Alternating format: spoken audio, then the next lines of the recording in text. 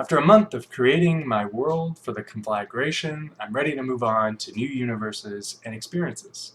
I'm ready to explore a place that goes through 50-year power cycles and is currently in the final stages of tyranny. I'm ready to explore a world where words like freedom and morality, capitalism and Christianity have been so distorted that we don't recognize them even when they stare us right in the face. I'm ready to explore a world where two guys analyze the size and weight trends of over 200 pieces of silver and will soon be sharing the many charts and graphs they created of it.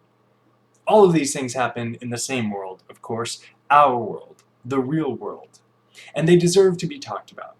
I'm Kendall, it's Monday, October 18th, and this is Kendall Writes a Story.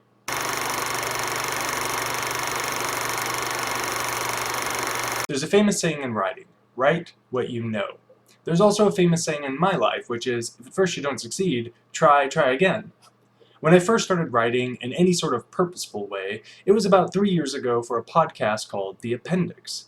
It was my first little project. It focused on real stories trying to shed some light on the obscure truths of the world. We talked about the Salem witch trials, the first and only ever court trial of the Supreme Court, and the fact that most all animals have about 1 billion heartbeats in their life, no matter the number of years they live, with one exception: humans. Did you know that we live about 4 times longer than any other animal does, and longer than we should? We do. It was fun stuff, and it kept me active even after the long hours of my day job. I even morphed it into a YouTube channel called The Objective, which is still around and has over 300 subscribers. I just couldn't find a way to rebrand it and wanted to start fresh. So that's what I know. But I've been trying to add by building out my fiction skills. I wrote a few mysteries. They haven't really panned out, so I went to my second quote: try again. This past month I really doubled down and put a ton of effort into getting the process right, and I'm happy where it's gotten. But I'm not comfortable enough with the craft to keep going full bore at this point. I've learned much of what I wanted: how to pace, how to develop characters and plots, how to get the reader to identify with these characters, and much of this will be applicable in nonfiction, and that's what I wanted to get out of, or part of what I wanted to get in the first place. And that's where I'm headed to now. You've heard me mention my cycles before, right? It's a pet project, it's on my website, it's been there since I started it, but I haven't really done much with it. And honestly, that's because I'm pretty scared of sharing this project. It's been in my mind for about 8 years now, but there's lots of ways that it could go wrong, lots of ways that I could be wrong, and I'm just a little scared about it. But I do have to trust my mind and its processes a little bit.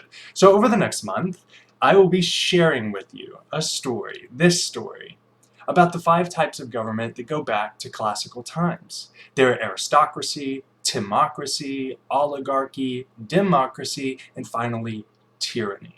I'll also tell you about a few dozen trained classical thinkers who wrote letters to one another in Greek and Latin. They were so fluent, who regularly read Plato and Socrates and knew how these governments worked and how they could be controlled and allowed in small doses. And I'll tell you a story about these guys who banded together and founded a little country called the United States.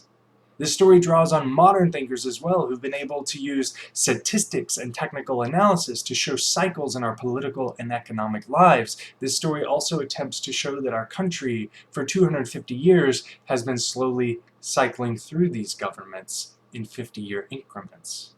From a founding aristocracy of wise philosopher kings, looking at you, George Washington, Thomas Jefferson, John Adams, to a democracy where an honor-cloaked Lincoln defends the republic, to an oligarchy where the greatest wealth of all time was created and amassed, to a democracy where the rights and powers of citizens exploded in ways we've never seen before, and finally to a tyranny where honor and ideologies went to the wayside to make room for power, and only power.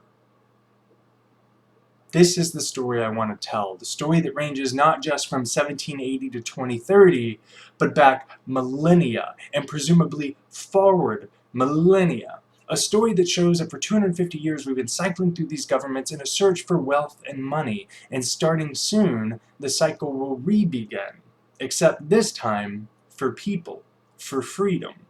I want to tell that story. Is that something you would like to hear? The second story I'd like to tell is one where words no longer mean what we thought they did. A story where throwing your daughter out of the house for liking another girl was considered moral.